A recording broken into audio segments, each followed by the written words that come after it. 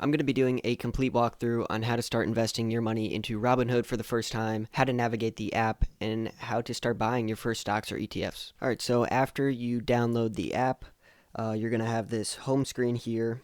So you're either going to sign up or log in, but for you guys, probably sign up. So we're going to click sign up. Then you'd put in your email address, whatever is relevant. They will send you notifications on, your executions for your orders and any different important information. So it's definitely important to make sure to put in a good trustable email address. All right, after that, then you're going to be prompted to put in a password. Make sure that it is a strong password. They do also offer two-factor authentication, so you do get a pretty locked down and secure login. All right, and then you're going to be prompted to put in your first and last name, and then you're going to verify your identity through them. All right, and then you verify your phone number, and then your date of birth, where you're a citizen. All right, and then it's going to prompt you to put in your social security. All right, so that's where it stops me out, but it's going to ask some more information regarding, your marital status, if you're single, and some other important information, but it's pretty straightforward. So once you get on the app, the first thing you'll see on the top is your different accounts. So you can open up an individual investing account, which is what I have, and then your spending, which I'll get into a little later, retirement, joint, and strategies. They do offer some IRAs, so you could take advantage of that. So here's kind of your main dashboard. You can see your performance year to date, all time. For me, my portfolio has not been doing that well because of a outlier. That's besides the point. And then right up there, you see how much money your account is actually worth, taking in all of your investments. And then right below is buying power. So I have $2.77. This is where you would deposit the money to start investing. So you'd hit deposit funds. If you are on a margin account, which I can go into in a different episode, you are able to enable margin depending on certain limits. First thing is options. Starting off, you probably won't get into options, but I will make another video on that as well, explaining how to start investing in options and how to start doing option trading through Robinhood. And then you'll see all of your stocks and ETFs that you're invested in. So I have Apple, Dow Jones Industrial Average ETF, the Charles Schwab Dividend Equity ETF, Bowhead, Netflix, and Walmart. And it'll show you how much shares you own of each stock. And then if you click that little box there where it says 416, you can actually display different data. So you can display the last price, your percent change, your equity, today's return, or total return, or total percentage change. So you can kind of choose whatever you want to display. It's totally up to you. And then this new thing that Robinhood has is the predictions market, which I'm not even going to get into, but a lot of speculation. You can kind of predict on whether the Feds will cut interest rates and, stuff like that.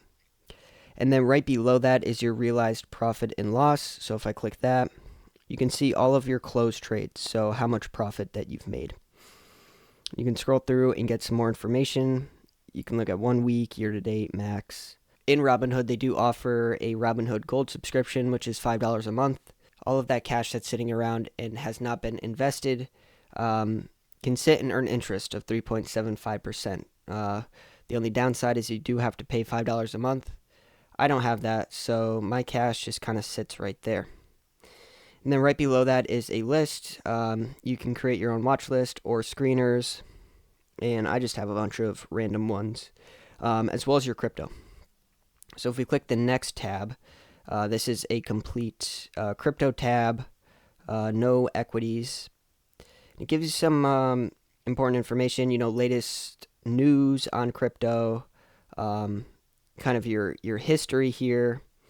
So I have invested in crypto previously, not much though. And then it kind of goes over some, top 5 daily movers in crypto, and how much is in your crypto portfolio. And the crypto portfolio is separate from your individual portfolio. So individual is all equities, and the crypto one is all crypto. So it does separate it there. I'm not invested in that, but you do have the possibility to buy crypto with that button, and then you can type in what crypto you want, say Dogecoin. All right, so here is your search tab. You can kind of see the major broader indexes, the S&P 500, the NASDAQ, volatility index, Russell 2000. Now you can't directly trade or buy, the NASDAQ 100. There's ETFs out there that do track the NASDAQ 100, but you can trade options on the indexes.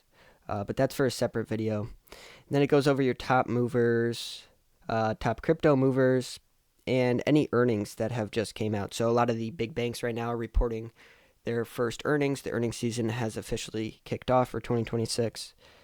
So, it kind of goes into Bank of America, Wells Fargo. You can kind of click that. And this is another thing, too. If you click a stock here, you actually have the ability to go into an advanced chart. It does also offer you some different indicators here, simple moving average, stuff like that, which you can kind of tweak around. And if you click those top three, you can change the chart type from line, bars, area, baseline, a lot of other ones too. And then it goes over some more information that you can kind of dig into to kind of analyze your own chart. And down here, it goes into the stats.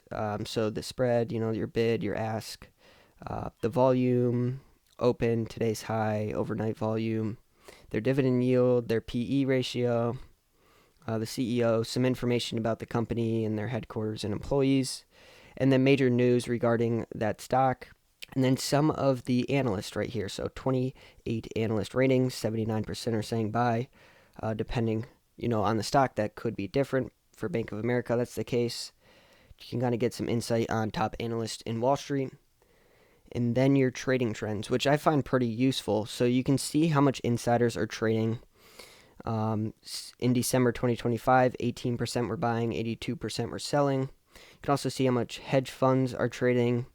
And then retail investors through Robinhood, how much they are buying it or selling it. So 26% are net buy in January 13th. Now you can see their earnings. You can replay their earnings call too, which takes you to a separate page there. And then some related lists and people also own. So some other stocks that people also own, they own Bank of America and they own these different stocks. For sake of this video, I will use that $2.77 to buy a stock. So I will buy the Charles Schwab Dividend Equity ETF. Very safe investment, and it pays out a very strong dividend quarterly for a cheap price too. So if you don't have much capital, you can definitely invest in this. I already have some shares of it. So once you click the stock here or ETF, you're going to hit trade. And for me, I'm going to hit buy. But if you already have some money invested in it, you could hit sell and sell accordingly, however much you would like. So I'm going to type in that $2.77 that is available in my buying power. I'm going to hit review and swipe to submit. So it sends the order. It does take a little bit. Tells you the amount invested. Yeah, so right there. See, I get notification through your email about the execution and average price per share and shares purchased. So hit done. And you can get some more information on that too. It's also important to note too, if you're in ETFs, you can actually see what they're holding in the fund. So for Charles Schwab, they're holding 20% energy, 18% consumer defensive. Really depends on the fund. Also gives you news, and your history. If you're invested in a stock or have previously invested in a stock, and you're on that page, you can kind of see the history, as well as the dividends that it has paid out. Which is another thing. You actually can sign up for a debit card. You can transfer money into Robinhood as buying power and then transfer it over into spending. You can actually use that debit card and the money in it to actually buy stuff. So if you sell a stock, you make some money, keep it in there, put it over to spending, and use it immediately. Here on the profile page, you have Robinhood support 24/7. You can dig more into your investing, your spending, like I said, with that debit card, your crypto, your transfers, some rewards. I know when you sign up for the first time, you do get a stock, I'm pretty sure. If you refer any friends, you get like a certain amount of money or a stock, so it's definitely worth it. your history, your reports and statements, and your tax center. So every tax year you do need to report it. So that was a complete beginner guide on how to start investing in Robinhood and some of the features that is offered on the app. I think it's a pretty good brokerage account. They don't charge a commission. Your spread is a little wide, so you're not getting the best executions. It is also important to know if you are day trading, you need at least $25,000. If you don't, you have basically 3 strikes. So trading a stock within 1 day, and after those 3 strikes, your account will be paused or banned. I'm not totally sure, but definitely make sure you have $25,000 invested in the account or just sitting there in buying power to start doing that. So I hope you guys enjoyed the episode. Drop your comments down below if you have any. And next episode, I'm going to be diving into how to start doing option trading in Robinhood.